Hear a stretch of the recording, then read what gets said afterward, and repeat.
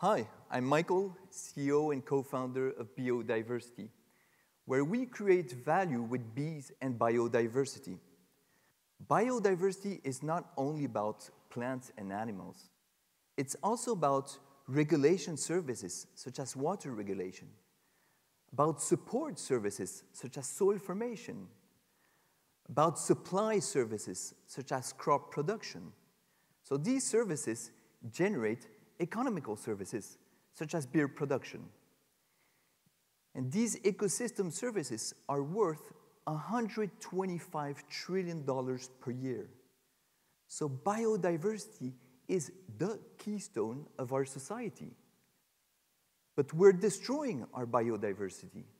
Since 1970, 69% of species population have declined. So look at your neighbor on the right. Now look at the neighbor on the left. I'm sorry to say, but only one of you will survive. And that's mainly due to land use, especially agriculture. Pollution is also an important factor. 92% of our population lives in polluted areas. We find pesticides in 45% of our food. And then you have invasive species that are very important as well. And surprisingly today, there's no technology to monitor these three main causes of decline of biodiversity on large areas.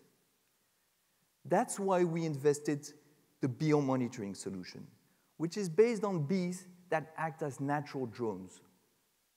To feed themselves, bees cover a circular surface of 700 hectares, and they visit billions of flowers, out of which they take a bit of pollen.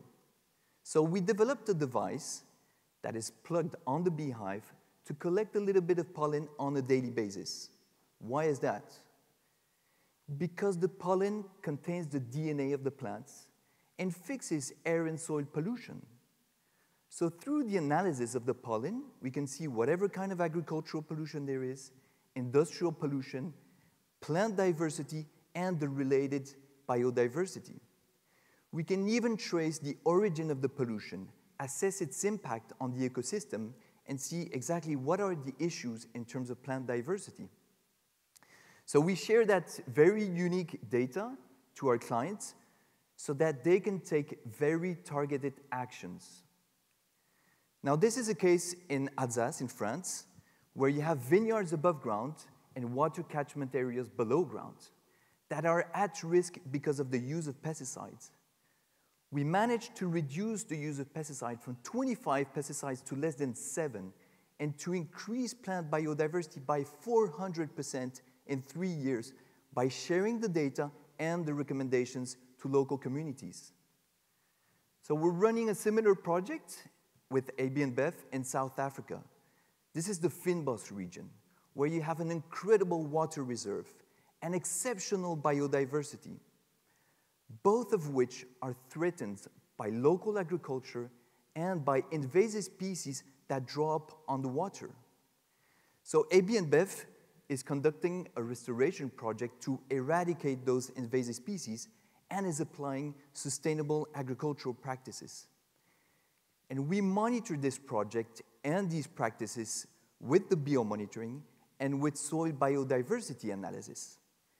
And the results show that on the restored sites with hop production, we are very close to natural areas, both in terms of plant biodiversity and soil health, compared to areas with invasive species. So this demonstrates that the projects and practices of AB InBev are having a very positive impact.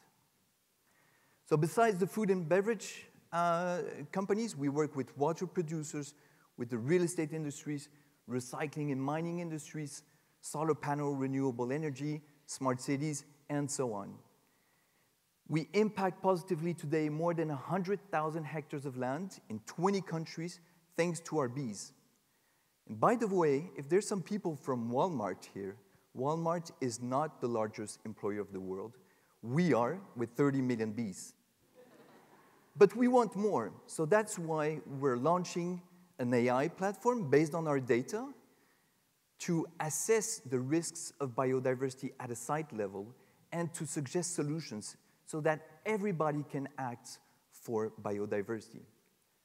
So if you're interested by the topic, be it for ESG reasons, business considerations, or simply for our future, join us to protect biodiversity. Thank you very much.